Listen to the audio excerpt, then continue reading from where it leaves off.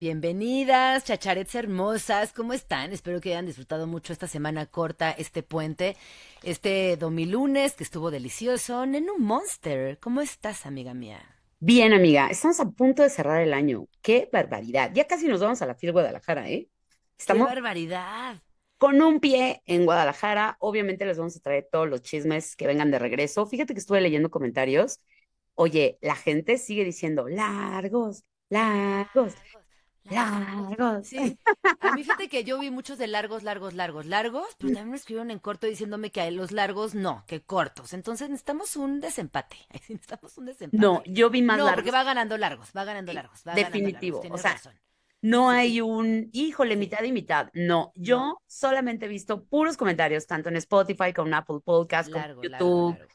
Y todos los leemos. Miren, a veces se nos dificulta contestarles a cada una, pero todos, absolutamente todos, los leemos. Entonces, todos, este último capítulo decían, estoy lista para el largo. Entonces, mana, pues qué bueno que les guste nuestra plática, nuestras sinsentidos, nuestras risas. Y nosotros estamos felices de estar aquí con ustedes, como Felices. siempre. Y Amiga, felices de que termine el año. Que agustés también. oye, qué error es este año, ¿eh? Pero ya hablaremos de lo mejor y lo peor de este año. ¿Qué te parece? Que Me hagamos un encanta. programa, Sí, ¿ah? sí, sí. Me late, me Mejor, late. lo mejor y lo peor. Pero Lo bueno, mejor y lo peor. vamos a darle, vamos a Mm. empezar con, ¿quieres empezar con la clase, maestra? ¿Empezamos con una introducción o va? Tú dime, Empecemos, si quieres vamos directo a la clase, porque es una vámonos. pintura que las dos queremos mucho, que disfrutamos un montón y que teníamos pendiente. Ya saben que a nosotras nos gusta seleccionar una pieza cuya personaje principal esté leyendo o que el libro ocupe un lugar importante dentro de la pieza. Y el día de hoy les vamos a hablar de una que no sé cómo se llama en español. Em, ¿Cómo sería en español, Lenu? A ver, échala. Fortune Teller Studying a Book of Necromancy. Una adivinadora está leyendo un libro Un de libro de necromancia. necromancia. Ah, Una adivinadora, Fortune Teller, sí, un sí. libro de necromancia. Esta pieza es de 1847. Si van manejando, por favor, oríllense. Si están en el alto, híjole, rapidísimo aprovechen para buscar esta pieza. Es de Clementine Donde. Esta es una obra que es bastante intrigante y es muy poco conocida. Esta artista francesa, Clémentine Dondé, fue una pintora muy activa en la primera mitad del siglo XVIII, en pleno auge del romanticismo tardío y del creciente interés europeo por lo culto, por el espiritismo, por las obras y las artes adivinatorias, que recuerden que esto fue todo un momento. O sea, tenemos literatura, poesía, mucha pintura donde existen momentos, concretamente hablando, de artes ocultas. Yo les conté aquí en Chachara Literaria hace muy poco de la exposición que fui a ver al Munal, donde las artes ocultas eran el centro de todo y el guión curatorial de toda la exposición. Esto es algo que entró de lleno en Europa y en el siglo XIX fue súper expansivo. Y bueno, les voy a platicar un poco de ella. Si bien su nombre no figura entre las grandes canonizadoras de su época, su trabajo sí fue famoso en vida. Lo que le sucedió es que, con el paso del tiempo y de la historia del arte, ya quedó invisibilizada, pero justo ahora hay varias historiadoras del arte que están recuperando su trabajo, su figura, y que estamos fascinadas, y me incluyo, por su trabajo. Ella siempre tuvo mucha atracción por lo sobrenatural, por la exploración de la interioridad. Vemos en esta pintura de 1847 justamente a nuestra adivinadora al centro de la composición. Ella está con su ropa cotidiana, se ve que no es una persona de recursos infinitos, más bien se ve de una clase trabajadora, porta un traje típico del siglo XIX, de lino, con un amarre al frente, un gorrito que le tapa el pelo, y de atrás vemos un árbol grandote y un balcón. La vemos sosteniendo un libro en las manos de necromancia, justo con algunas cartas de tarot. Y algo que me fascina es que tiene un gato negro rodeándole el cuello con unos ojos súper dilatados, que esto nos habla obviamente de, pues, de este entorno oscuro, de estas prácticas secretas, clandestinas, todo esto asociado justamente con la magia del siglo XIX. Esta figura femenina se muestra en un estado de profunda concentración y esto también la convierte en una imagen no solamente de una estampa esotérica, sino también de todo un estudio artístico y psicológico y yo diría que hasta sociológico. Esta pintura puede leerse como una reflexión sobre el acto de conocimiento, porque ella, la adivina, aparece como una figura pasiva, pero todo el tiempo como una mujer lectora con mucho carácter, autónoma, capaz de acceder a saberes tradicionalmente restringidos. Ojo aquí, porque nos han vendido la idea de que en el siglo XIX únicamente las mujeres de altas cunas podían acceder a la lectura. Pero ahora se sabe que las brujas adivinadoras y otras mujeres solteras señaladas transmitían el oficio de la lectura casi en secreto, lo cual me parece fabuloso porque nos está hablando de mujeres que desafiaban los límites, que desafiaban obviamente las reglas y todo lo que tenía que ver con pensamiento racional, y que justamente al ser señaladas tenían básicamente que organizarse para trascender a lo largo de la historia, pero también de lo financiero y sobre todo con la lectura. Esta pieza además tiene una colorimetría preciosa. El tapete o mantel, mejor dicho, es de un verde olivo y termina en el café del fondo del árbol. Pero lo que vemos son colores beige, vemos sombras, vemos grises, pero todo en esta paleta de colores que casi es monocromática. Las manos está justamente a punto de pasar la página con una delicadeza, casi dándole un masaje al libro con esos deditos, y está realmente intrigada, pero también muy concentrada en su lectura. Y algo que me fascina es que no es una mujer que pretende ser una figura sensual o una figura que únicamente decora, sino de verdad tiene una firmeza, una personalidad total. Y lo que más me gusta es eso, que está estudiando, está aprendiendo, está descifrando algo. Y si nos fijamos con mucho detalle, alcanzamos a ver que en la página tiene un triángulo, tiene varias figuras ahí como geométricas, pues que tienen que ver con estas artes ocultas. ¿Tú la pudiste ver, Nenu? ¿Te gustó? Amé muchísimo. Cuando me la enseñaste dije, wow, por supuesto que vamos a hablar de leer el tarot, de estas brujas, de estas señoras que podían adivinar el futuro. Me encanta la idea, me encantó el cuadro, ¿eh? Estoy fascinada. Y, y ¿Pueden tú decías que verlo? te había vinculado algo, ¿no? También de un pensamiento semanal. Oye, es miren, a veces las cosas no suceden, sino que a veces estamos conectadas por hilos. A ver, ustedes acuérdense que ya tenemos rato hablando de la exposición que se llama Bajo el signo de Saturno de Leonora Carrington, que está aquí en el MUNAC. Cuando ustedes llegan a esa exposición, de hecho, lo primero que se ve cuando buscas lo de la exposición en Google es a una señora que está justamente viendo una bola de cristal. Yo me preguntaba mucho como, ¿por qué? ¿Qué tiene que ver esa señora? Si era amiga de Leonora. Acuérdense que Leonora también tenía sus actos brujeriles, también leía el tarot, también hizo el tarot. Y bueno, yo creo que por ahí la gente que montó la exposición dijo, vamos a sacar a esta mujer. El problema es que no hay tanta información, sino que solamente sacaron la foto, que es la que te recibe, la que está afuera del munal y a la que podemos ver en esa foto, que se las vamos a poner aquí en YouTube y también en Instagram, se llama Nellie Muley. Resulta que fue una de las adivinadoras, una de las fortune tellers más famosas, más solicitadas y más socorridas en los 1950, cuando vino el primer milagro mexicano, que es cuando el país empieza a crecer desmedidamente en lo cultural, en lo intelectual, en lo económico, y México se va para arriba hasta como por 1970. Resulta que ella tenía una hermana que se llamaba Zulema Moraima Gelo. Imagínate los nombres, ¿no? Nelly Muley y Zulema Moraima Gelo. Estas dos mujeres, hermanas, fueron clarividentes, adivinadoras, palmistas y cartomancianas. Hay una revista increíble que tiene el INAH que se llama Alquimia, y yo ahí es donde encontré la información. Bueno, resulta que hay una historiadora del arte que se llama Mayra Mendoza Avilés. Ella es la que rescata como la historia de estas adivinadoras en México, cómo fue su origen, de dónde llegaron. No solamente están ellas dos, también en los registros Mayra pudo encontrar los nombres de Trinidad Ortiz, Julia Alvarado, Rosa Valls, María Garza, Rosa Martínez y María Merino. Si te das cuenta, casi todas eran mujeres, o la Sí. mayoría eran mujeres las que se dedicaban a este oficio, que fue aprobado por el gobierno. Tú ibas y decías que querías tener el oficio de adivinadora. Una se llamaba María Siriaca Rosaura y María Trinidad Recendis, esos eran sus nombres. Nacieron en Huichapan, Hidalgo, y luego se trasladaron a la Ciudad de México.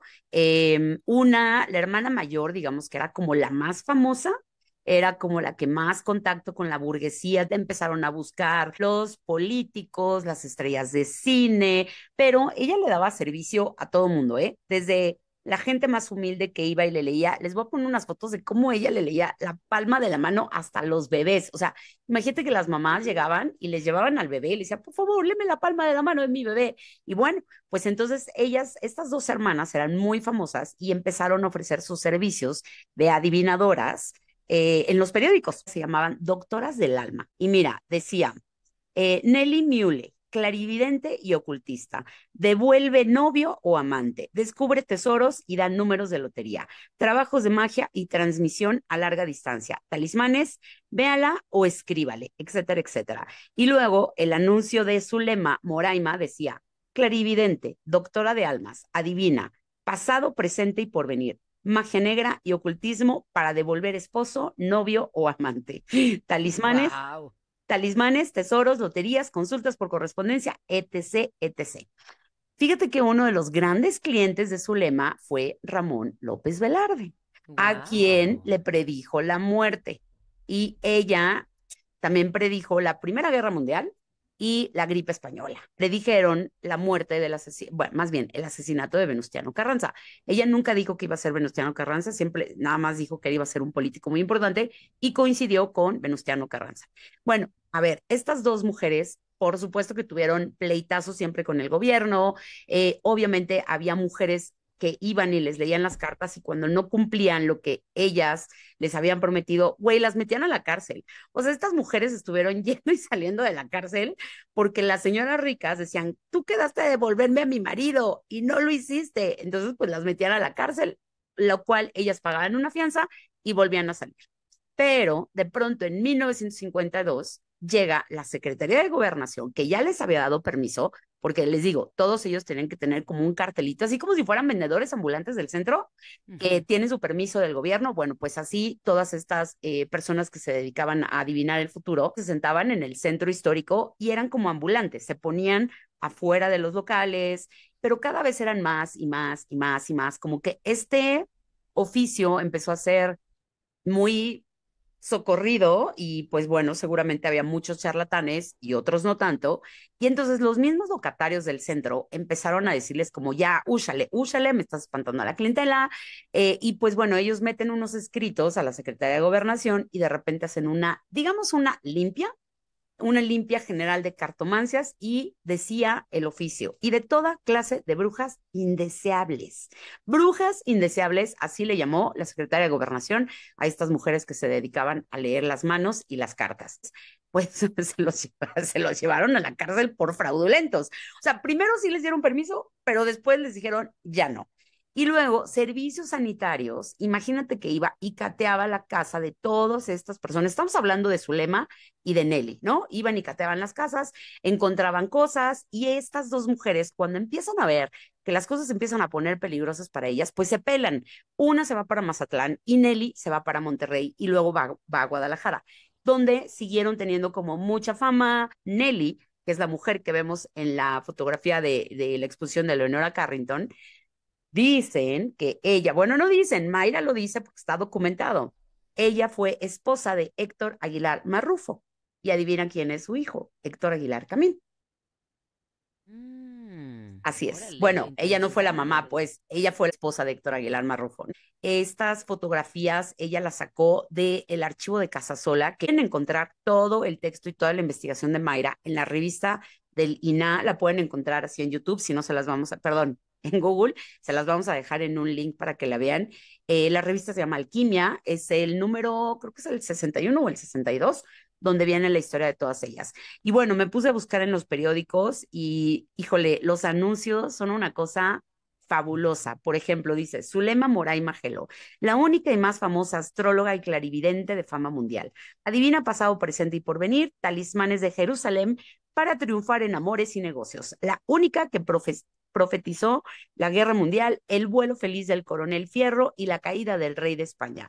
Profesora y escritora en ocultismo, mucho ojo, no se dejen sorprender, porque así viene como en letras grandes. Altamente científica en la lectura de la mano, consultas por correspondencia, arregla cualquier asunto, único consultorio, y ella estaba en Honduras 41, departamento 8. Entonces, la mujer que vemos en la exposición de Leonora Carrington es Nellie Muley. Y tenía todo que ver con el tema que estamos hablando de tarots y de cartas y de adivinación del futuro y ¿no? Que te digo, es algo que hasta el día de hoy sigue muy presente y hay muchas personas que van a leerse las cartas, que se van a tirar el tarot, que van a leerse la palma de las manos.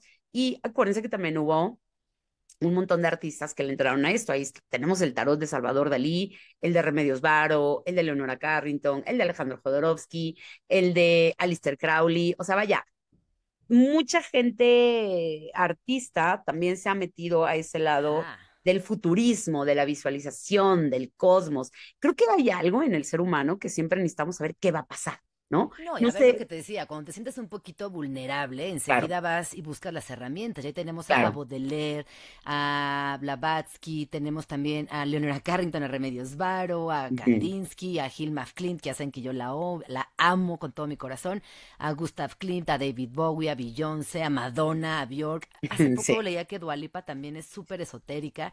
Entonces yo creo que sí, o sea, definitivamente no es casualidad que muchas de las personas busquemos en momentos vulnerables una ayuda cuando nos sentimos completamente inseguras o perdidas, pues encontramos en esas posibles adivinaciones algún tipo de tablita de salvación, pero pues al final la chamba, la realidad es que hay que hacerla personalmente, esa es la neta.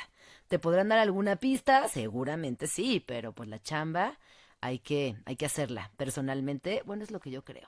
Fíjate que yo nunca me he tirado las cartas. ¿Tú sí? Bueno, yo no sé si te conté. Yo una No, a vez fui ver. con mi prima Paulina, que hablo mucho de ella en el podcast, pero es que la amo, y me dijo, oye, conseguí una tarotista buenísima, Ujú. lejísimos. Le dije, bueno, yo me robo el coche y tú manejas. Digo, perdón, yo me robo el coche y tú pagas el tarot. Sí, sí, sí, sí, sí. Nos escapamos, me acuerdo que fuimos a Satélite, lo cual era muy lejos. Muy lejos en No ese había entonces. Waze, ¿no? Ajá, Como a ver esa tarotista que lo mismo decía, no, es que es súper importante y es una mujer que la Volpe y no sé quién más, la busca para que les las cartas. Pues como todos estos rumores que se ya sé. hacen, ¿no? En torno a las tarotistas. Y entonces llevábamos una grabadora con un cassette para grabar la lectura del tarot. Ajá. Dije, bueno, yo pongo el lado A y tú pones el lado B. Sí, sí, sí, perfecto. Y entonces la tarotista, la verdad es que entre muchas cosas que me dijo algo muy fuerte. Y yo no sé si me condicioné, si realmente Ajá. me pasó o qué, pero me dijo, te vas a casar con un extranjero en tu propio idioma. Pasaron 10.000 siglos y me casé con un argentino. Y mi prima me dijo, Ah. güey, ¿tú te acuerdas lo que te dijo la tarotista de satélite? Y yo, claro que no. Play al cassette, te vas a casar con un extranjero en tu propio idioma. Yo le dije, güey, qué fuerte, o sea, qué intención habrá en esas palabras. A lo mejor yo sola me condicioné Órale. y, ¿no? Como, no sé qué pasó. O sea, sí me casé Mm. con el amor de mi vida, con el hombre que más he amado, ¿no? Pues, o sea, no se compara con nada, pero sí me pareció muy fuerte eso que me haya dicho, inculcado Sí. quizás y hasta sembrado. Sí, puede ser, puede No lo ser. sé, no lo sé, no lo sé, no lo sé, A lo mejor porque te sembró una semillita en tu inconsciente e inconscientemente llegaste al argentino que y hablaba me tu casó, idioma. güey, o sea, me Te casó la casaste, ¿no? tarotista, Y te sí. casaste, claro. Órale, sí, puede ser, puede ser. Fíjate que yo no le entro a las cartas, a lo que sí le he entrado es a la carta astral. Es una herramienta narrativa, ¿no? La carta astral Exacto. es como un mapa emocional y muy Está personal. padrísimo, Es está bellísimo, es muy, padrísimo. muy padre, sí, sí, sí, sí. Padrísimas las cartas astrales. Y pues yo solamente me he leído la carta astral una vez. Pues hay que Y nos cuenten qué tan esotéricas son las ya chacharets, sé, a qué cuéntenos. le entran, al tarot, a las runas, al I Ching, a las limpias Sí. prehispánicas, cuéntenos a qué le entran y si Ajá. les funciona o no. Si les Yo leen sí la creo que, mano. sí, yo sí creo que todos estos espacios para el juego y la interpretación finalmente son muy generosos. Y también he visto historias de mucha clavadez que terminan muy mal, porque no Ya sé. dependes de un oráculo, no dependes de una persona que te está leyendo la mano, el tarot o lo que sea. O sea, sí creo que la chamba al final es personal y que esto lo podemos tomar como una herramienta extra, pero yo los casos que he visto de amigas que se han clavado y que dependen absolutamente de la lectura de runas diaria para su vida, híjole, pues sí, se pone oscuro, se pone oscuro. Sí, sí, sí, sí, sí. Bueno, y ahora sí, mejor vamos a entrar de lleno al apapacho literario. Y el día de hoy, Nenú, les traigo Chacharets, un libro que me tiene impresionada, impactada y que me hizo sentir fuera de órbita, porque yo no sabía lo que era el reality shifting. Yo no sé si tú estás un poco vinculada a este término, Nenu.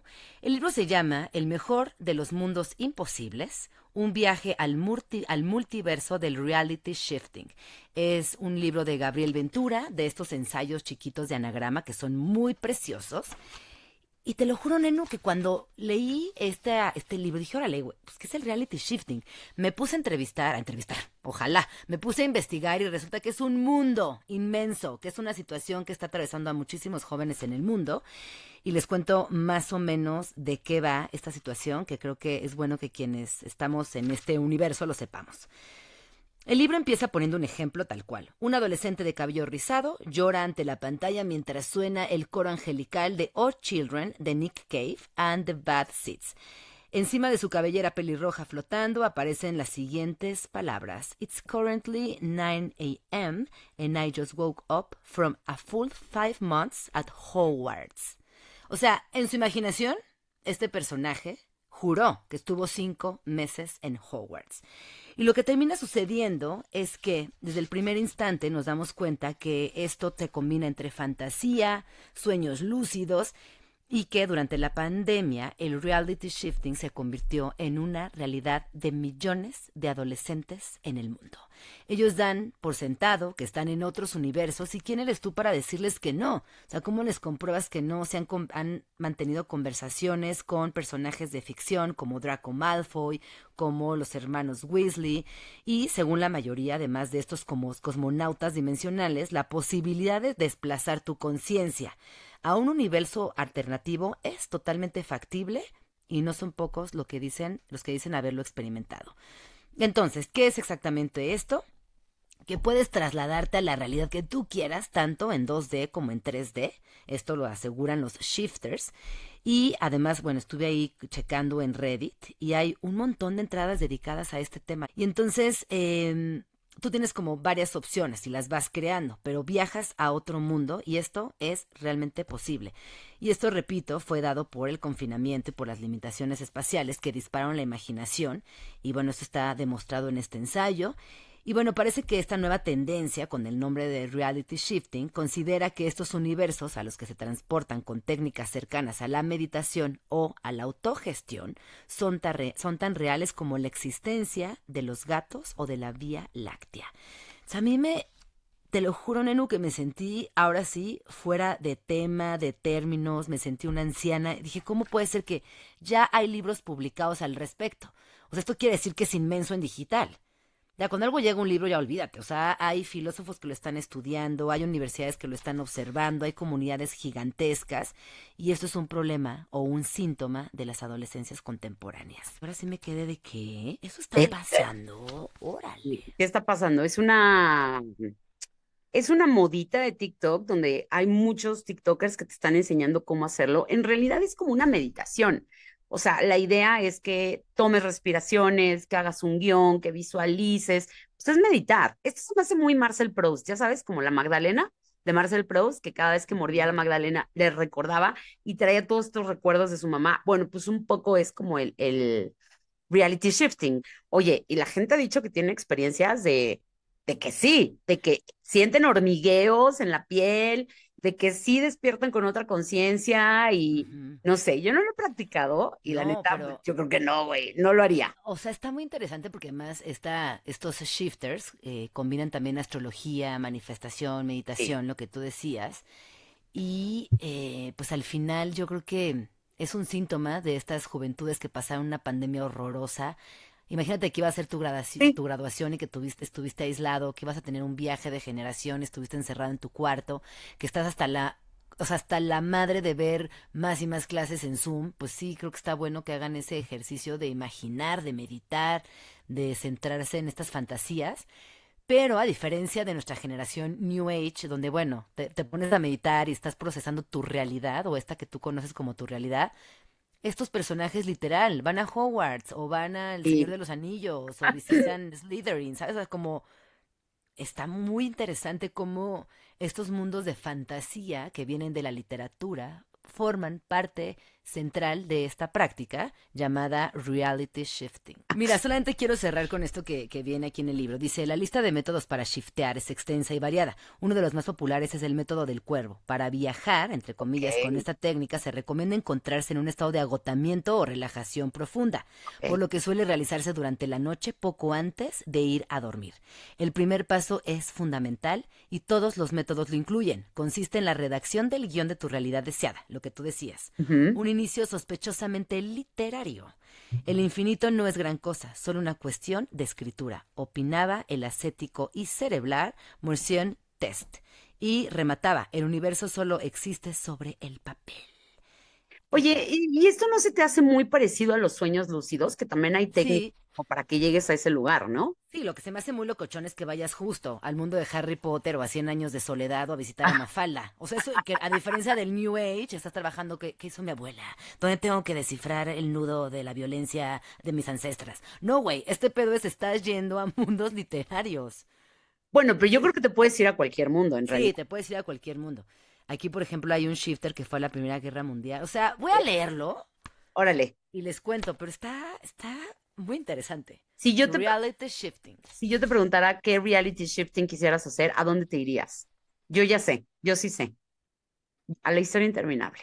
Con Valcor Ah, y con sí. Atreyu. Yo quisiera Qué volar con bonito. Valcor, sí. ¿Y tú? Eh, pues yo creo que yo me iría a algo muy super cursi. Ay, sí, algo muy super cursi. Algo así como Orgullo y Prejuicio. Me gustaría. O sí me iría a Hogwarts. Muy Órale. bonito. Bueno, pues que nos cuenten las chacharets, ¿a dónde les gustaría hacer su reality shifting? Estaría interesante, ¿no? Interview with the Vampire, ¿no? Pues sí, ¿por qué Güey, no? wow. Estaría increíble, ¿no? Estaría Una cabrón. entrevista con el vampiro, sí. Pues es que algo, ajá, pero Total. siendo vampira, obviamente, no presa. Sí. Exacto, siendo vampira, siendo una vampira. Oye, vampira, pues bueno, ahora yo te voy a traer un apapacho literario que hoy tenía muchas ganas de leerlo porque ya lo había visto por muchas partes de mi internet, ya lo trajo Sigilo, que es una editorial española que ya está en México, ya lo pueden encontrar. Y este se llama Ritos Privados y la autora se llama Julia Arnfield. A ver, y está para volar cabezas. A ver, Julia es una autora que se caracteriza por sus cuentos y por sus historias de terror gótico, un poco de ciencia ficción. Ella tiene un libro muy famoso que yo empecé a leer, güey, y fíjate que un día desapareció de mi Kindle. Por cierto, desapareció de mi Kindle ese libro que se llamaba Nuestras esposas bajo el mar, que se hizo muy famoso, yo creo que hace como 3 años. Todo el mundo estaba leyendo ese libro y todo el mundo decía que era buenísimo. Y ahora, en este nuevo libro, que aparte tiene una portada increíble porque es como de una ilustración pop. Ella retoma al Rey Lear, la historia del Rey Lear, que es, ya saben que es una obra escrita por Shakespeare, donde, a ver, ¿qué pasa con el Rey Lear? Es este señor que un día ya cansado, fatigado, viejo, decide que va a repartir su reino entre sus 3 hijas. Aquí es donde aparece la famosísima Cordelia. Cordelia es la hermana más chiquita. Tenemos a Goneril y tenemos a Regan, que son las hermanas mayores. Entonces, el papá lo que hace para poder dividir su reino con estas 3 hijas, les dijo, bueno, demuéstrenme cuánto me quieren, demuéstrenme que soy valioso para ustedes. Y pues entonces las dos mayores pues digamos que falsean su cariño, falsean su amor y empiezan como a hacer súper lamebotas y empiezan a decirle, no, papacito, mira, yo te amo de aquí al infinito. Y cuando el papá le pregunta a Cordelia, ella le dice, pues te quiero como mi papá, ¿no? Que al final fue la más honesta y fue la desheredada, porque el rey Lear consideró que su hija era una pinche malagradecida y le dijo, bueno, tú no vas a tener ningún reino, ni te voy a conceder ni un pedacito de tierra, ni uñitas para tu tierra vas a tener. Entonces, esa es la historia del rey Lear. Después, ¿qué pasa? Cordelia se ve desterrada, el papá, estas dos viejas, urracas, ay, mi mamá nos decía urracas a mi hermana y a mí cuando éramos chiquitas, ahorita me acabo de acordar, Ay, qué decía, linda. decía, son unas urracas, y las dos, ay, qué chiste ver que somos unas urracas, o sea, me acordé. Bueno, entonces estas dos urracas, que son las hermanas mayores, destierran al papá y destierran a Cordelia. Cordelia se entera que su papá se empieza a volver loco, o sea, el rey Lear se empieza a volver loco, se hace vagabundo, se hace pobre, porque obviamente las hijas mayores, estas desgraciadas malditas, lo despojan de todo, no le dan su lugar ya como el papá descansando de ese rey. Y entonces Cordelia dijo, no, pues voy a salvar a mi papá. ¿Cómo crees que lo van a dejar en la calle? ¿Cómo crees que lo van a dejar así? Y entonces ella lo que hace es juntar un ejército y va a enfrentar a sus hermanas para poderle regresar el reino a su papá. Pues no, todo le sale mal a la pobre Cordelia y resulta que me la agarran junto con el papá y me la desviven y me la mandan al otro mundo a Cordelia. Y cuando el papá se entera, pues se muere de dolor porque ahí se da cuenta que Cordelia era de verdad la única hija que lo quería con toda su alma y con todo su ser. Entonces retoma la historia del rey Lear, Julia Armfield, y lo traslada, híjole, mana, a una historia actual, contemporánea, porque también se trata de tres hermanas y cada una también se les va a morir el papá, que el papá era un arquitecto muy famoso que hizo un cambio en el paradigma de las viviendas, ¿no? Porque ahora con este cambio climático, el papá muy famoso dijo, bueno, pues yo voy a hacer una nueva vivienda. Y resulta que ellas, sin quererlo y sin pedirlo, van a tener un destino gracias al papá que ellas no pidieron. Se va a morir el papá. Eso te lo están contando en la parte de atrás, no les estoy dando ningún spoiler. Y entonces cada una de estas tres hermanas va a tomar algo del papá, va a tener una herencia del papá y vamos a ver qué hacen con esas herencias y cómo transcurre la historia.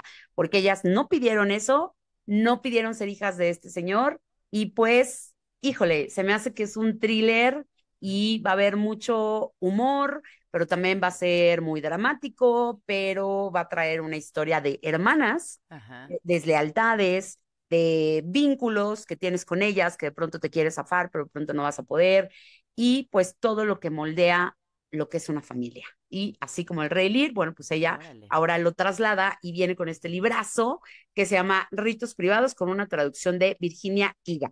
Me encanta la portada, la amo y le quiero entrar todo a Julia Armfield. Entonces, ese es uno de mis Sí, apapachos literarios. Se suena oye muy bueno, bien. ¿no? Sí, a mí también me llegó y me llamó mucho la atención y me quedé pensando en esto que dices, que creo que ahora las que somos mamás y demás como que dejamos muchas decisiones a las hijas. ¿Tú te acuerdas de Millie Bobby Brown, la actriz de Stranger Things?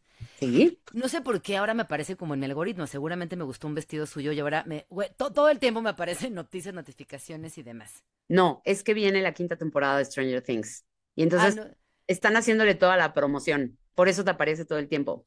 Y seguramente le di like a algún vestido que traía en alguna alfombra roja o algo. Seguro. El punto es que la mujer hace poco dijo que no le va a poner nombre a su hija hasta que ella decide el nombre.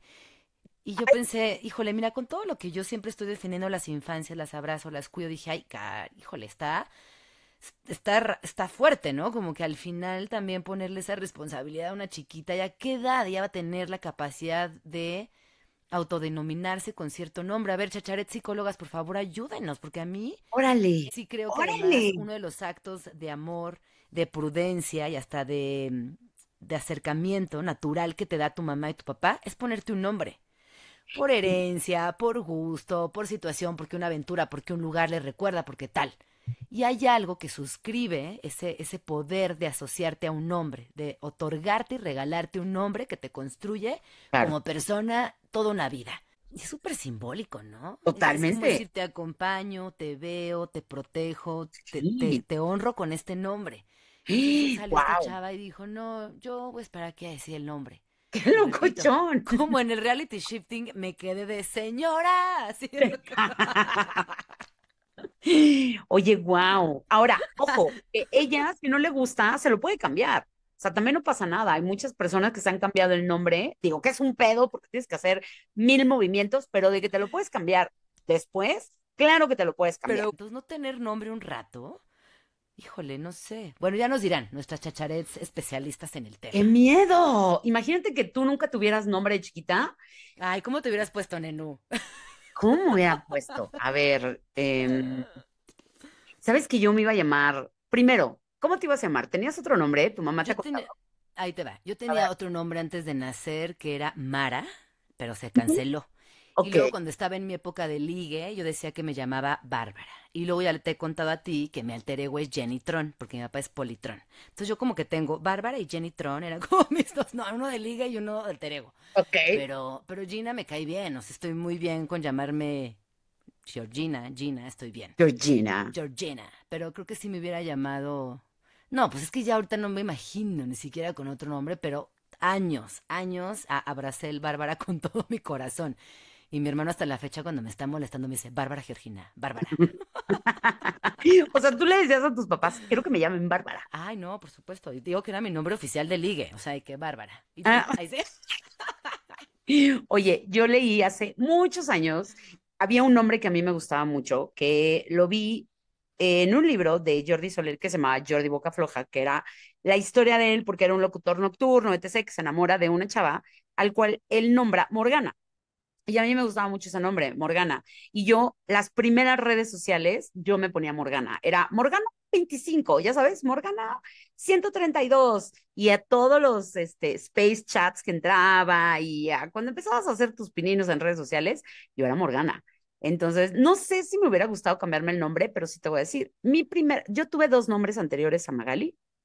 Y primero, mi mamá, ay, qué bueno que no me puso, me quería poner Gwendolyn. A mí no Ay, me no, gusta nada, sí.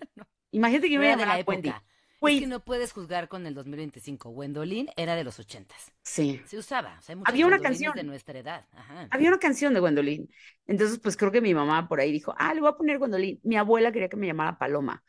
Me Paloma es fascina fuerte, Paloma, me encanta ¿no? ese nombre. Paloma es un nombre La fuerte, que vuela, es precioso. sí.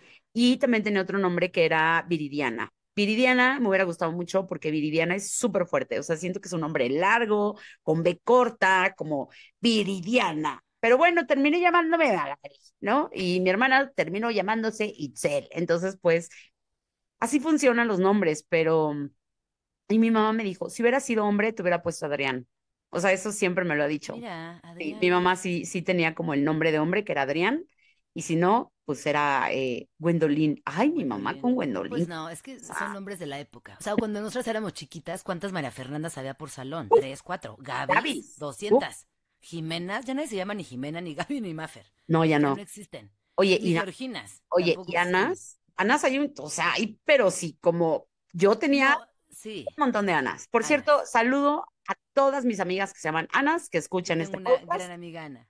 Ana Sí, Romandía, la amo. A sí. ver, bueno, Millie Bobby Brown, por favor, nombra a tu hija, te lo pedimos. Hazle Bueno, y un luego paro. tienes a alguien como Gwyneth Paltrow que le pone manzana a su hija. Ay, pero esos me fascinan.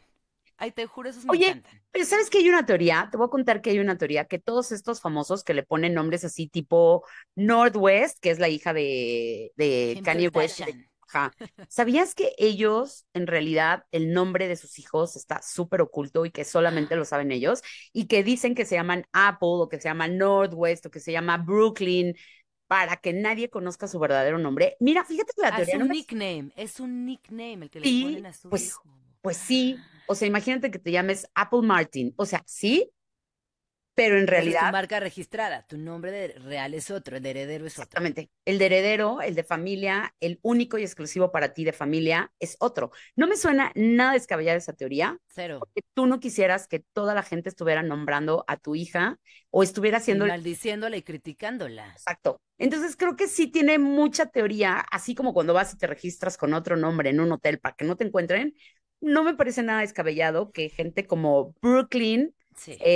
Northwest, Apple tengan esos nombres. Pues sí, Morgana. Por eso por siempre Sí. Jenny Tron y Morgana. Jenny Tron y Morgana. Así nos vamos a llamar en nuestro próximo proyecto.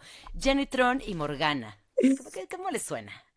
Jenny Tron y Morgan. Hola, Jenny Jenny Tron. Tron y Morgana. Ay, Me no, güey. encanta. No, qué Vamos. cosas. Vámonos, Jenny Tron y Vámonos, Jenny Tron y Morgana. Morgana. Oye, ¿qué más traes, Jenny Tron? Ay, Morgana, pues mira, traigo esto que es una belleza, que no sé por qué tengo la idea de que tú ya lo leíste, ya me dirás. Se llama Mi planta de naranja lima y es de José Mauro de Vasconcelos. Y bueno, yo no conocí a este personaje, pero resulta que nació en Brasil en 1920 y falleció en 1984. Y es el autor de este libro, que me voy enterando que es famosísimo, que se llama Mi planta de naranja lima. Mm. Se publicó en 1968 y ha sido leído por millones de personas, se tradujo a muchísimos idiomas y es la historia de un chiquito que proviene de una familia muy humilde y es un poco el viaje del héroe, pero en una edad y en un contexto latinoamericano, brasileiro, donde tiene una serie de violencias al interior del circuito familiar y de pronto, como le pasa a muchos personajes, conoce, él se llama Cecé, que me parece precioso el nombre, Cecé.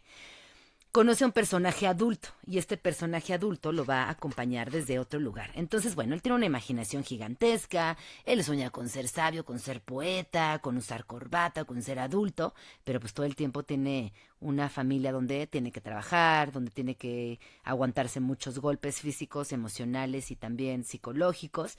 Y bueno, esto se convirtió en una novela clásica en Brasil y posteriormente en toda Latinoamérica. Yo tengo una publicación argentina de Editorial El Ateneo que me regaló una amiga hace poquito y me pareció muy emocionante encontrarme con esta historia que combina la crudeza de una situación muy profunda como lo es la pobreza extrema y la incomprensión y que se mezcla con ingenuidad, con mucha ternura y que además entiendo que tiene que ver mucho con José Mauro Vasconcelos, que es el autor, quien también, él siempre fue muy artista y de pronto entró a estudiar medicina y dijo, ay no, como que este no es mi cotorreo. Abandonó la medicina y se dedicó a las artes, escribió, fue actor, fue modelo. Y pasaron los años, le estuvo pedaleándole duro a la escritura hasta que finalmente la pegó. Y con este libro de Mi planta de naranja lima, la sacó del estadio. La edición es preciosa, se Ujú. consigue aquí en México.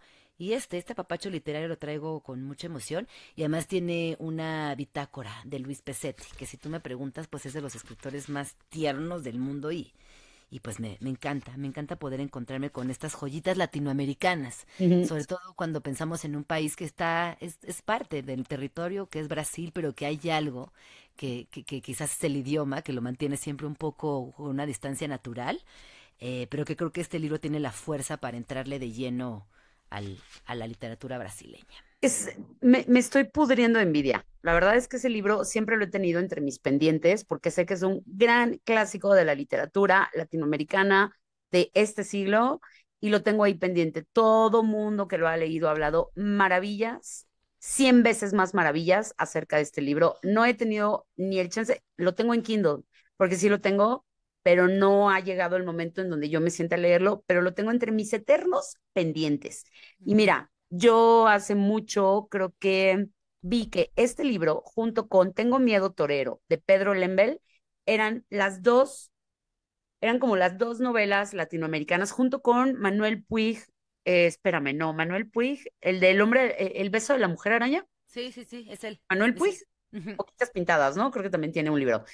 Creo que esos tres libros son como fundacionales en la parte de Latinoamérica. O sea, son como tres librazazazazos entrañables escritos por hombres que tienes que leer. O sea, que son de una ternura y de un apapacho al corazón y que sí los tengo pendientes en mi lista, mana, la verdad. Yo tengo el beso de la mujer araña, pero fíjate que en casa de mis papás había una publicación y me daba mucho miedo el nombre. Qué chistoso, Oye, ¿verdad? Me daba oye, mucho miedo el yo me nombre. acuerdo de esa porque te acuerdas que hace muchos años, en los ochentas, amigas, Christian Bach puso la obra de teatro que se llamaba El beso de la mujer araña. Que si son muy jóvenes, corran a Google a buscar a Christian Bach. Es la sensualidad hecha persona. Güey, Una era, mujer ya bellísima. güey, Un era, ya se escándalo. murió, ya se murió. Murió, sí, escándalo, se Sí, murió. pero era Sí, sí, sí, sí. como tú dices, era un escándalo de mujer, era guapísima, o sea, era natural, guapísima, no necesitaba nada, era preciosa y perfecta. Y me acuerdo mucho de Christian, de Christian Bach poniendo el beso de la mujer araña. Y entonces yo como que siempre tuve ese recuerdo y dije, ay no, seguro es una telenovela de 3 pesos. Ay no, Ah, yo no la quiero leer. Yo siempre te voy a decir, hay algo que he odiado toda mi vida, que son las telenovelas. Y te voy a decir por qué, nada más por una sencillísima razón que todo el tiempo en mi casa, cuando yo era niña, estaban de fondo. Entonces, el tono de las telenovelas y los guiones que se escribían y se siguen escribiendo, tipo, te digo, mi mamá sacaba de ahí que nos decía que éramos un par de urracas a mi hermana y a mí, y le decíamos, deja de ver tantas telenovelas, porque seguramente lo sacaba de ahí. Entonces, nada, como que el tonito de las Ya. telenovelas Mm. me choca, las odio. Pues No, en tu casa y la de toda la banda en sí. México. Y mira que sí vi novelas, por ejemplo, Mm. Rubí, bueno, Rubí me le eché, pero no Esa yo faltaba. no me la sé. Y cada vez que veo memes me da mucho coraje y me da No, hombre, rabia porque no entiendo de qué está hablando la gente. no, hombre, La Pícara Soñadora, disculpa, Ay, sí. Que viví también en Sears. Dormí en Sears. Viví en Sears, dormí en Sears. también me le eché. Carrusel, que era una telenovela de niños, también me le eché en su momento. Rosa Salvaje. Por supuesto. Gran telenovela. Claro que Rosa Salvaje. Y ¿Sabes creo, cuál le encantaba a mi mamá? Mujer, no. sí, sí, ¿Mujer con sí. aroma de café? No. No, ¿Cómo era? ¿Cómo era? ¿Cómo era? ¿Café con espérate, aroma de mujer? Café No. con aroma de mujer. Pero esas fueron las primeras exportaciones colombianas Que la de hizo telenovelas que tuvimos Epigmenio acá. Ibarra. Ujú. Exactamente, que empezó a nacer TV Azteca y fue cuando se trajeron esas novelas y fue un hitazo. Oye, Mirada de Mujer, cállate, novelón también que me eché con Ari Telch y Angélica Aragón. Angélica Aragón. Angélica Aragón. Oye, el otro día me salió un TikTok de Angélica Aragón. ¿Sabías que el esposo de Angélica Aragón era un gran músico y ella No lo conoció... sabía, pero me lo mandaste. Pues te lo mandé, güey. No sabía, pero me lo compartiste y esta historia está buenísima. Se las deberíamos de contar a los Cuéntala, chacharets. cuéntala, por favor. Bueno, Angélica Aragón, chacharets, es una actriz que siempre se caracterizó por no ser la típica actriz de Televisa. Ella no basaba su talento en su belleza, a pesar de ser muy bella. Era una mujer políglota, guapa, con presencia, con una belleza natural. Y resulta que tuvo un esposo que era amigo de George Harrison, el Beatle, uno de los Beatles. Y Oye, que además iban a reuniones y tal. Vas. no, y de David Bowie. Y de David Era Bowie. uno de los mejores amigos de David Bowie y de Harrison. Dios mío, ¿en qué momento Angélica Aragón nos tenía ocultas estas grandes historias? Por favor, continúa.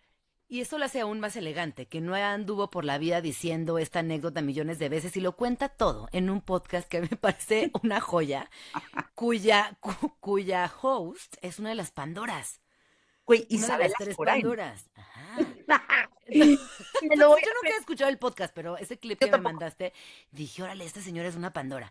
Y entonces le hace la entrevista y ella platica que además pues iba de after y dice, la palabra after no se usaba.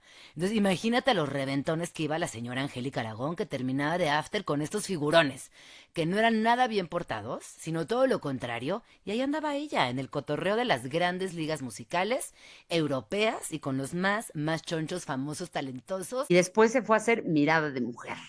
Novelón, y novelón. la rompió. Oye, y también otra gran novela que vi fue la del parche en el ojo, la de Catalina Krill, Catalina Krill. una de lobos. Una de lobos. Y que fue como, Tampoco sé de qué se trata, pero la Catalina Krill es un personaje que, güey, deberíamos de disfrazarnos de Catalina. Tú te podrías disfrazar con tus chinitos de Catalina Krill, sí. no, pero, bueno, sí, sí, sí, porque tenía un chongo como muy a la tía Rosa. Y ahorita que hablas de Diana Salazar, por supuesto que vi Diana Salazar, obviamente. Una bruja medieval. ¿Y te acuerdas de la canción? A Es ver, un alma échatela. en pena que va arrastrando cadenas. Ay, no Sí, la fue tengo. en 1960. Sí, es famosísima, güey. Y esa canción la hizo Juan Gabriel, déjame decirte. Y a Lucía Déjame Méndez decirte. la cantaba. Por supuesto que la cantaban. San Juan Gabriel, al único santo que se le reza en cháchara literaria. Oye, pues nada, esas son todas las. ¿Por qué salió el tema de las telenovelas? No, pero no sé, pero a ver, ya fui a investigar y de ahí te va, Nenu, para que no A nos ver, quedemos con va, con la duda, no nos podemos ir a dormir con esta duda. Cuna de Lobos es una telenovela mexicana de suspenso, intriga familiar y ambición desmedida, o sea, por Dios, te centrada digo. en la figura inolvidable de Catalina Krill, una de las villanas más emblemáticas de la televisión latinoamericana. Premisa principal, dos puntos, la historia gira en torno a la familia Larios, dueña de un imperio empresarial cuya estabilidad se desmorona por las manipulaciones frías y calculadas de Catalina Krill.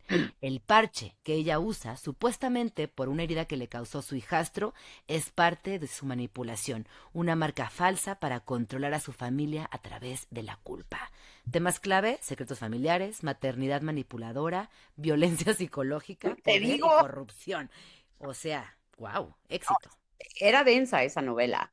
Y nada, creo que veníamos hablando de No, mi pues veníamos hablando de una árbol cosa preciosa, que te dije que la vi. de mi Que pare- planta de naranja lima. Claro, por El beso de la mujer araña, por Tengo miedo torero, que son estas tres novelas, pero de la alta alcurnia de la literatura latinoamericana.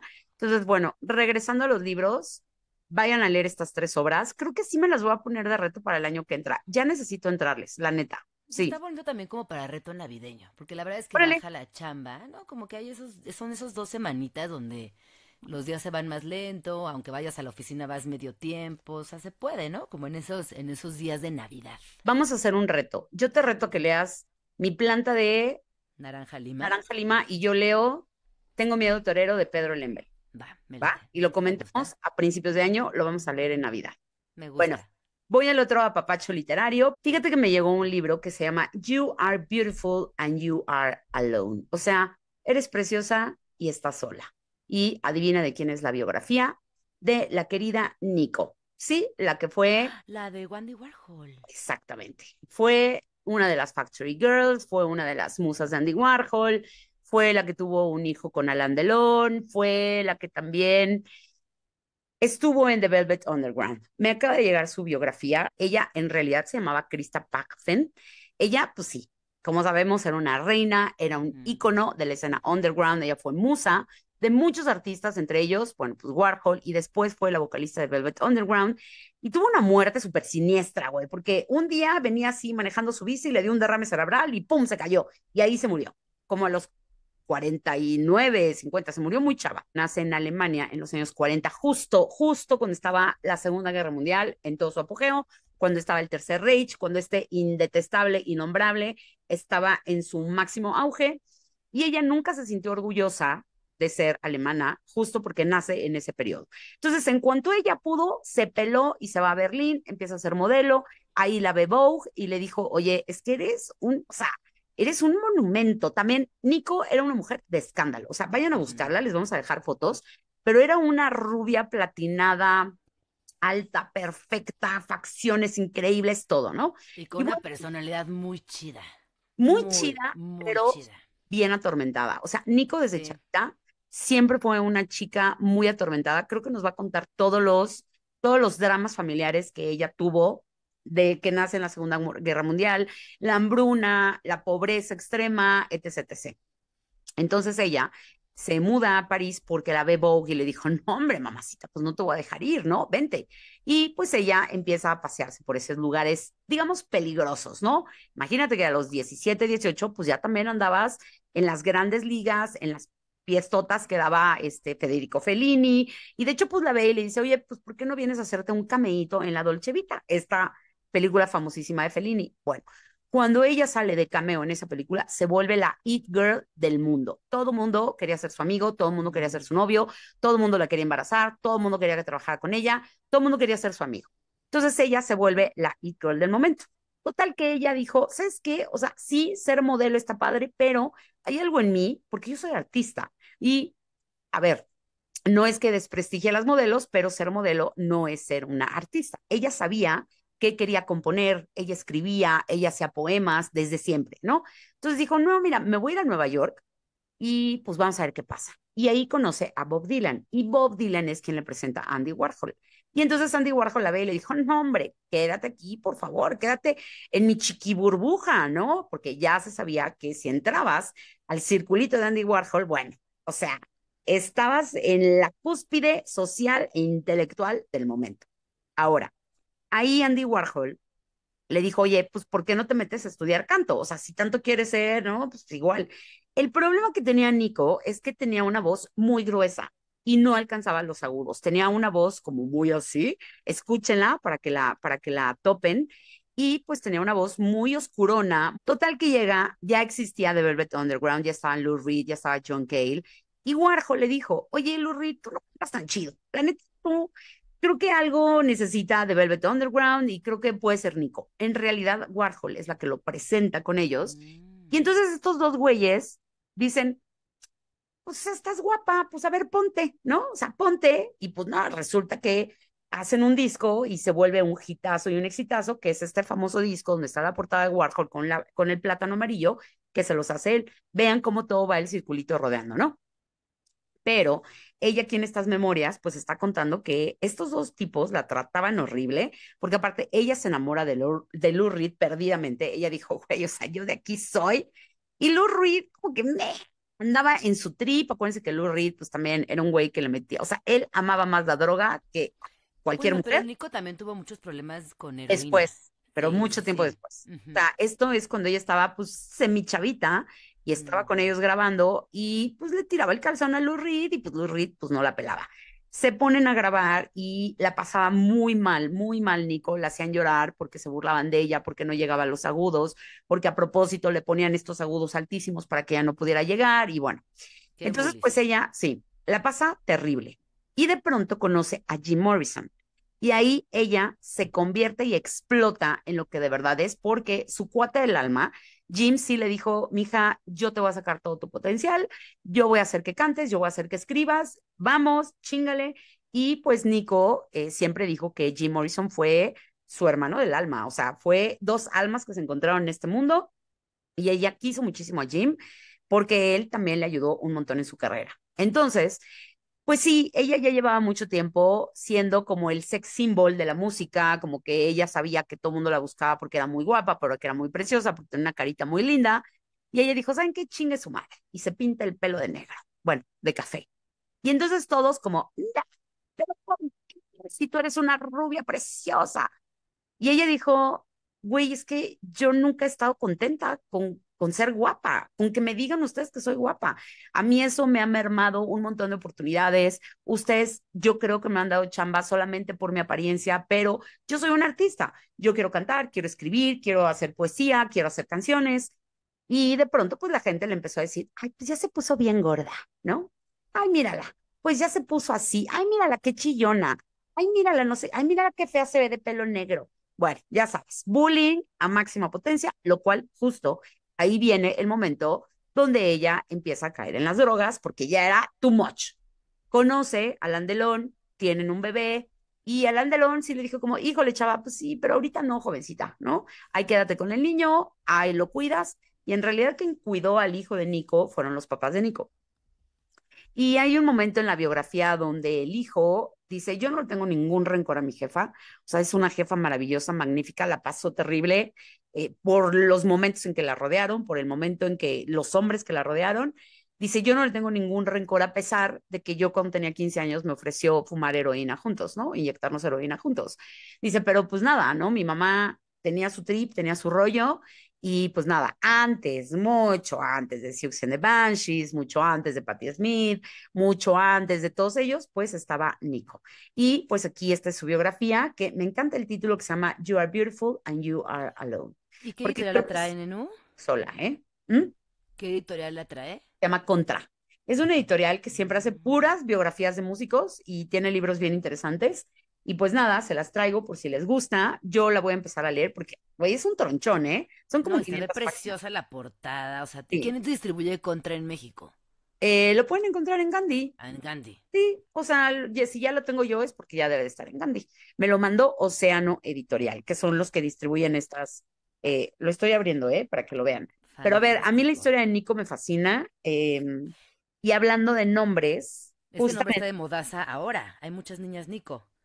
pues bueno, yo nada más conozco a una, que no Yo quiero decir, conozco a tres. Ajá. no quiero decir quién, pero hay una escritora muy famosa que a su hija le puso Nico, justamente por Nico. Pero pues no, vamos a salvaguardar su, Sí, su privacidad. su Pero mi hija tiene privacidad. dos amigas más que se llaman Ah, Nico. mira. Nico para niña y Costa para hombre, como el cineasta. O sea, como Os- que viste las olas de nombres que se ponen. Pues fíjate que Nico ahí anda. Digo, porque pues aunque Órale, haya tres cerquita de nosotras, pues es un montón, ¿no? me encanta. Pues mira, Me en la parte encanta. de atrás dice, se adentra en el corazón de las tinieblas que fueron la obra y la vida salvaje que tuvo Nico. Y con esta biografía tenemos una luz totalmente nueva sobre esta sacerdotisa saturnina. Ay, mira, sacerdotisa saturnina. Tiene todo que ver con lo que estábamos hablando al principio. Dice, es una lectura extraordinaria, documentada a conciencia, y esta biografía va de la ficción, del mito y de la abstracción a la realidad. Nico fue un iceberg en el ojo de un huracán cultural y de él provino esa música tan extraña, personal y de una soledad bellísima que desafía cualquier adscripción genérica. A ver, hay una canción de Nico, que es la que a mí me gusta mucho, que se llama Chelsea Girls. Es una canción bellísima.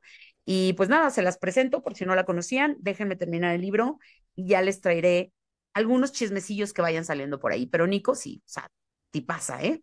No, pues Nico, wow, como estas mujeres de la historia que son extraordinarias y que luego eso, que entre que las buleaban, Sí, las güey. cosificaban, Sí. generaban esta especie de necesidad también al sistema que era controlado por 3 o 4 personas, que no sé qué tanto haya cambiado eso, la verdad, Mm, pero sí creo que durante este momento en Nueva York, pues sí. era complejo y que pasan los años y más nos damos cuenta también de las sombras que tenían personajes como Andy Warhol, que pueden ser muy queridos y muy posicionados, pero que también tenían un lado muy, muy oscuro, Muy. Y muy, muy oscuro. era un viejo meado también, ¿eh? Andy Warhol. Era un viejo meado. Si Sí. quieren, luego les traemos la historia de Andy Warhol, pero era un muy viejo meado. Ahora, cuando estabas de su lado, creo que el güey te abría las puertas al universo, ¿eh? O Sobre todo sea, la gente poderosa, hermana. ese Así güey es, así funciona el poder. te presentaba y nunca fue un keeper, nunca dijo como mis contactos son míos, sino que toda la gente que él decidía que entraba a su factory, pues él les abría las puertas del universo, tal cual. Ayudaba a sus cuates. Él fue muy amigo de Truman Capote.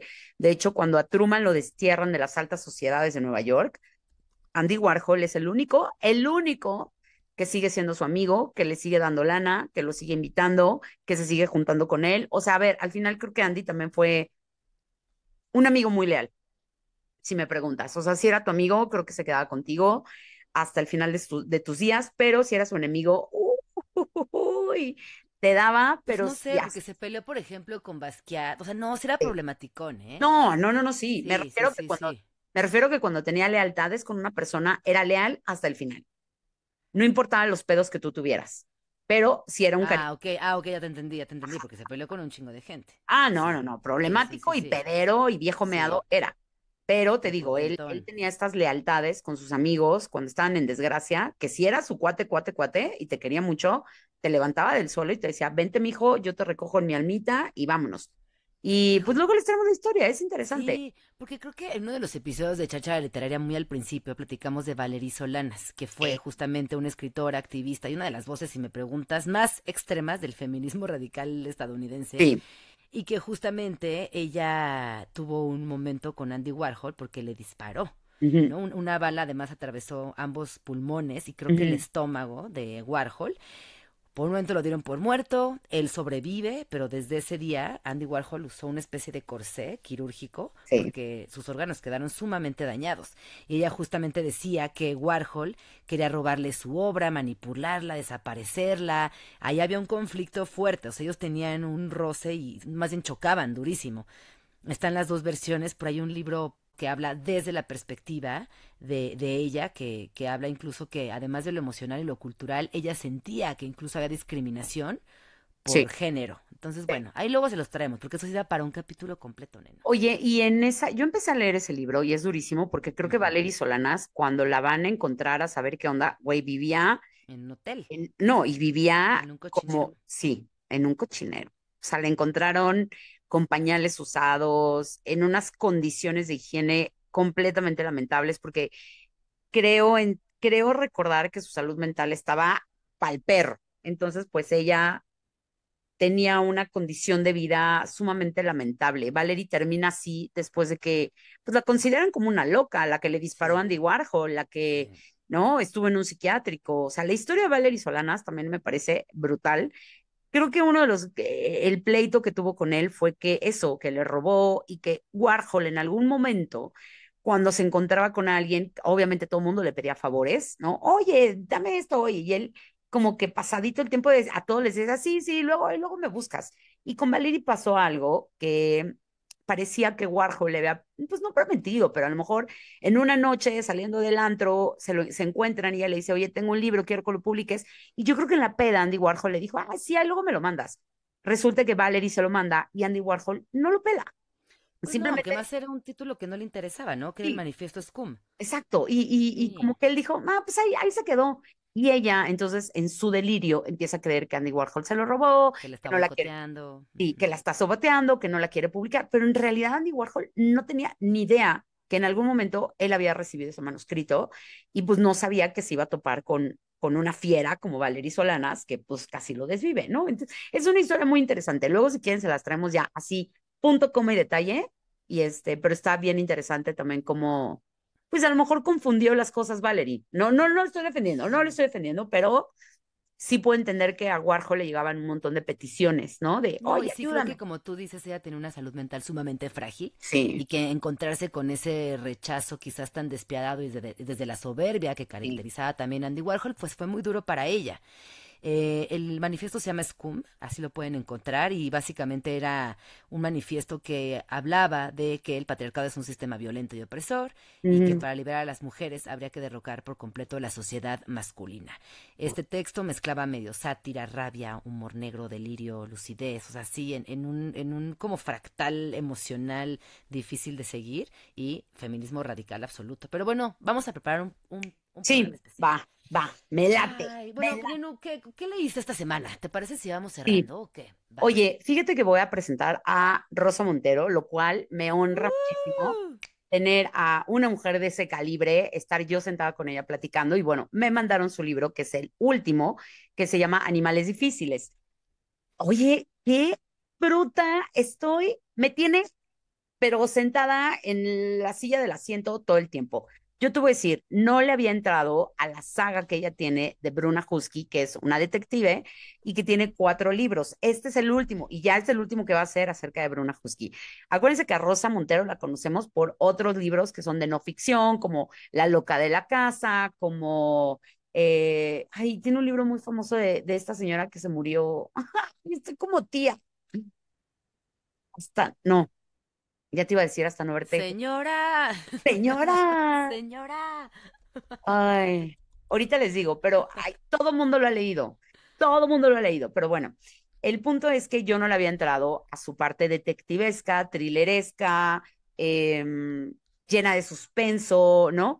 Y me puse a escuchar el primer libro, porque dije, bueno, voy a ver si me da tiempo de leer los 4, pero tengo que leer el último, que es Animales Difíciles, que mira, la verdad es que lo estoy leyendo y me parece que no necesitas entrarle a los 3 previos, porque creo que lo que hace muy bien Rosa es plantearte quién era Bruna Husky en un pasado. Estamos encontrando a una detective que, güey, está cabrón lo que hace Rosa. La está poniendo en el 2111, o sea, son años que tú y yo ya no vamos a ver, lamentablemente, o afortunadamente, pero pone a eh, pues esta detective que se convierte en una transhumana, la cual tiene algunas características humanas, pero como la reconstruyen, pues ella tiene que vivir una nueva realidad, porque estamos hablando de que ya la inteligencia artificial está a tope, hay empresas que ya se dedican a hacer robots que ya son muy parecidos a los humanos, ya no entiendes si es un humano con el que estás hablando o es un robot, y hay detectives y hay policías que son como ella, ¿no? Como Bruna Husky. Y empieza la trama abriendo de que un chico comete un acto terrorista en una de las empresas de tecnología más importantes del mundo.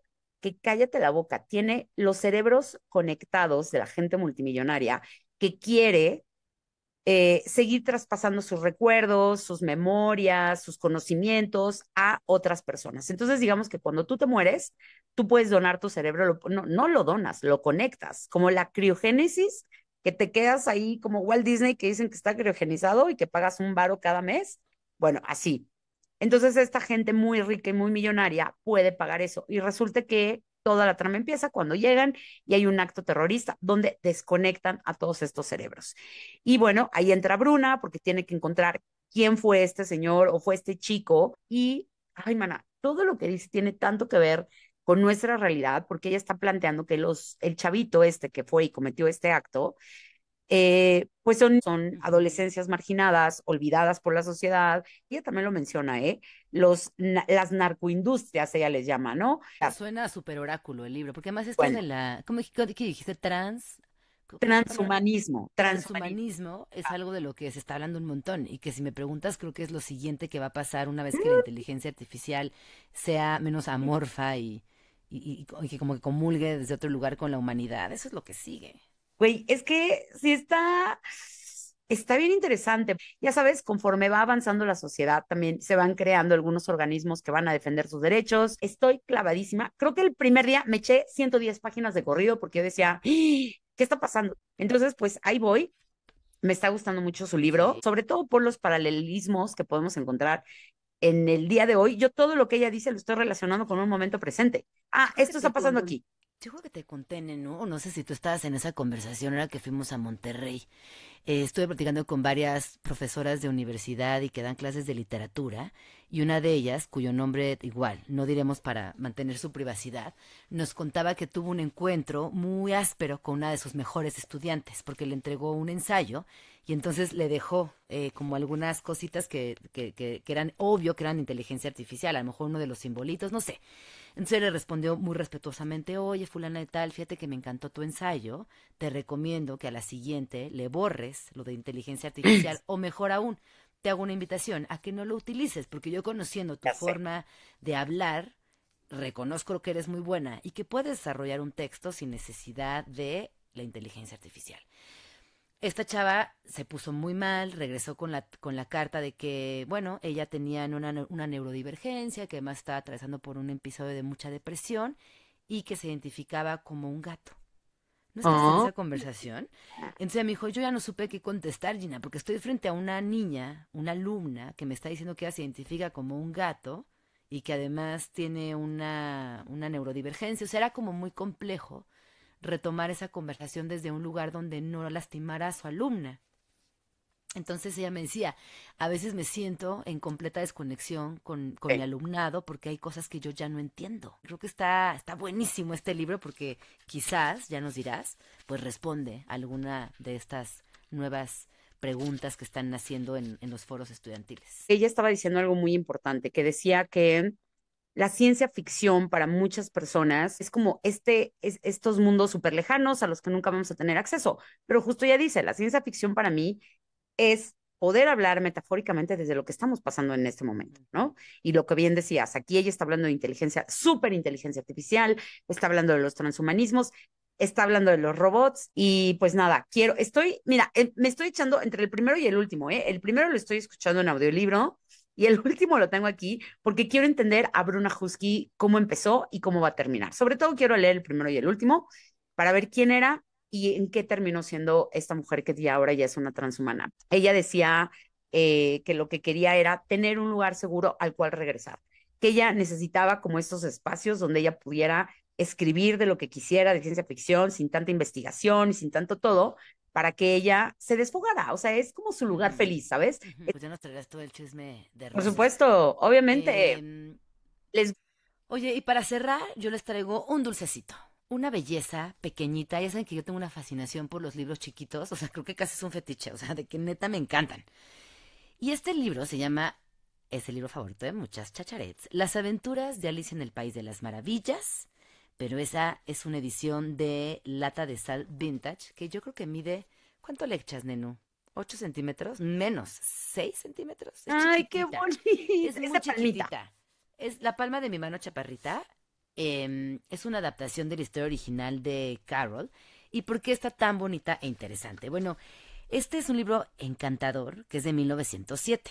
El texto, aunque incluye casi todos los famosos personajes y escenas de Lewis Carroll, representa una sexta parte de la Alicia en el País de las Maravillas original.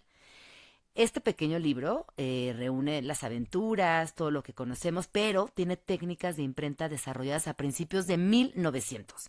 O sea, esta edición es de pequeño formato, fue la primera versión de Alicia disponible en color a un precio de bolsillo y una edición anterior de este mismo libro impresa en 1903.